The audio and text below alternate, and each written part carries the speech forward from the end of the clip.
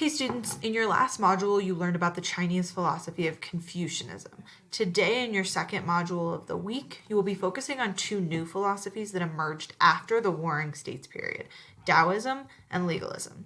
As you are reading today, imagine yourself as the leader of an ancient dynasty and consider which of these philosophies would be best to use when developing your dynasty.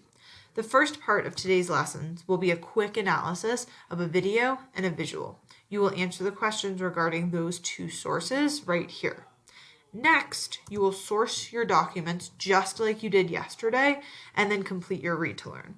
I copied this annotations video here in case you needed a reminder about how to annotate. If you want to annotate today in fun colors because you're a master of annotating and you're like, I really want to annotate for this question in bright green, go for it. If you're still not confident, stick to either using the underlining or the highlighting tool in yellow that we practiced yesterday.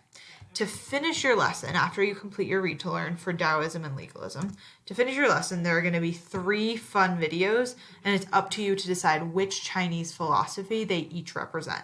There's also this extension option that you can use to get some extra credit and to really push your thinking. After you do this, you're going to complete your mastery check on Edge Elastic, as always, and then you are done.